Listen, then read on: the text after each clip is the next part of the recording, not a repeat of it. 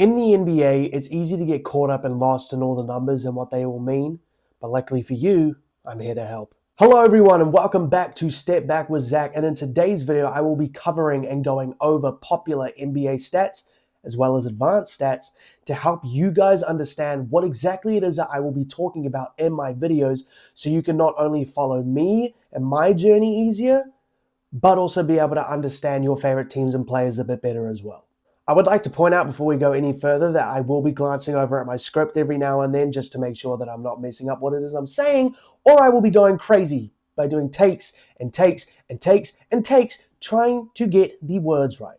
So I'm going to be starting with stats that are pretty common, very easy to follow, very easy to understand, and then as I work my way down, they will start to get more complex and more advanced to get to those more advanced stats. Starting with field goals. Field goals are when a player attempts a shot from any point or location on the court, except for a free throw. The same can be said for a three-point field goal. However, a three-point field goal only counts if you shoot behind the three-point line. Moving on to free throws and fouls. Whenever a player is fouled in the act of shooting, regardless of where it is on the court, they will be granted free throws. The amount of free throws you take depends on where on the court you are fouled. If a player is fouled while in the act of shooting inside the three-point line, they will be granted 2 free throws. However, if a player is fouled from behind the three-point line in the act of shooting, they will be granted 3 free throws. Now, if a player is fouled at any location on the court, regardless of whether it's inside the three-point line or outside the three-point line, and they make the shot, they will get the points awarded for wherever that location of shot was, plus another free throw attempt. This is what we call an and one, where you get the points plus an extra shot at the free throw line. Keep in mind, however, that not every single foul on the court will result in free throws. I emphasized in the act of shooting. This is what determines whether a player shoots free throws or not. Players can also shoot free throws after the opposing team commits 5 team fouls or more, where after every foul from the 5th one, it will result in free throws.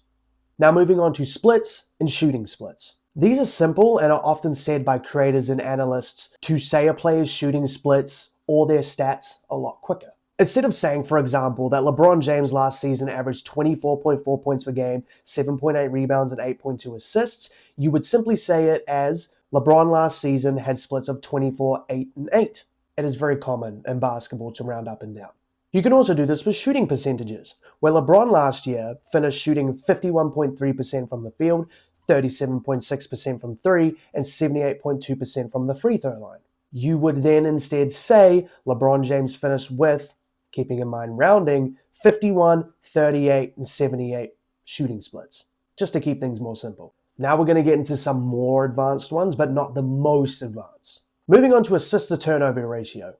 This is pretty much exactly what it sounds like. How many assists a player gets for every turnover committed. Let's use last season's assist to turnover ratio leader, Tyrese Halliburton, as an example. Tyrese Halliburton of the Indiana Pacers last season led with an assist to turnover ratio of 5 exactly, meaning for every 5 assists, he had 1 turnover. For every 1 turnover, he had 5 assists.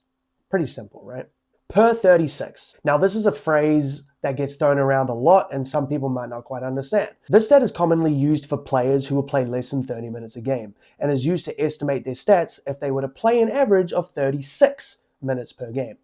Per 36. For example, Benedict Mathurin of the Indiana Pacers played an average of 29.8 minutes per game on splits of 16, 4, and 2, where if we were to go to his per 36, meaning what he would average in 36 minutes per game, those go up to 19, 6, and 2. Net rating. Now, net rating is something that is very commonly used to determine a player or a team's value on and off the court. This essentially means how many points a team scores compared to their opponent per 100 possessions, or how many points a player's team scores per 100 possessions compared to their opponent. This is broken up into 2 different ways: offensive and defensive net rating. Offensive rating is how many points a team scores per 100 possessions, and defensive rating is how many points they give up per 100 possessions. Let's use the reigning champs, the Oklahoma City Thunder, as an example here. The Thunder had an offensive net rating of 120.3 and a defensive rating of 107.5 for an overall net rating of positive 12.8. So to reiterate, offensive rating of 120.3, a defensive rating of 107.5 for a net rating of 12.8. Now let's look at the team that ranked dead last for net rating in the NBA last season, the Washington Wizards, who had an offensive net rating of 106.8 and a defensive rating of 119.1 for an overall net rating of minus 12.3. Meaning that per 100 possessions, the Washington Wizards were outscored by 12.3 points per game. Now moving on to plus minus. Plus minus is a fairly simple stat to understand. This determines how many more points a team scores with a certain player on the court versus off the court. For example, last season, the league leader in plus minus for the total season was, once again, OKC's own Shai Gilgeous-Alexander, who had a whopping plus 918 on the season, which led by 324 ahead of second place Nikola Jokic, who had a very good still plus 594. Now, per game, Shai had a plus minus of plus 12.08. If we were to look at the opposite side of the coin, Bub Carrington of the Washington Wizards had the worst overall plus minus through last season, with a terrible minus 798. Meaning with him on the court, his team was outscored by 798 points throughout the whole season. His own teammate, Bilal Coulibaly, however, led in terms of per game averages on the wrong side of the spectrum with a plus minus of minus 9.95. Meaning per game, when he was on the court, his team was outscored by 9.95 points per game. True shooting. True shooting is another pretty easy one to grasp. True shooting combines all points generated from a 2-point field goal, a 3-point field goal, and a free throw all into one percentage. This is important because it really helps determine who the most efficient and effective players are in the league. The league leader in this stat last year was Cavaliers big man Jarrett Allen, who had a very impressive 72.4% true shooting. It is very common to see low shooting volume big men lead in this stat, as most of their shots come at the rim or within 10 feet, 3 meters of the rim, or free throws. Kevin Durant, for someone who is a volume shooter who shoots the ball a lot, ranks very high in true shooting, as last year he finished 10th in the league for a true shooting percentage of 64.2%. Considering, as I said, Kevin Durant is a high volume shooter, this is super impressive. The player who had the worst true shooting percentage last season of players that could actually qualify was, once again, Washington Wizards big man Alex Sarr, who finished with a 48.2% true shooting, which is pretty much 10% lower than the average, which is 58.1%. So it's pretty damn bad. Effective field goal percentage. Effective field goal percentage is basically a stat that measures shooting efficiency by weighing 3-point field goals as more than 2-point field goals, reflecting the extra point that the 3-point field goal is worth. This helps us fairly compare players who shoot a higher number of 3-pointers to players who shoot more 2-pointers.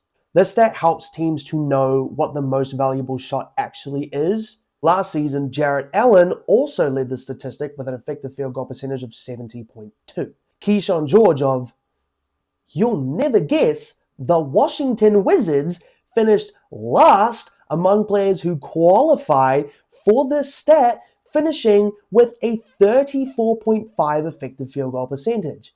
The Washington Wizards, if you cannot tell, were really, really bad last season.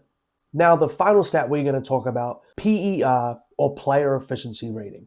Now, PER is a rather complex stat. It is basically a way to summarize a player's overall statistical production into a single number.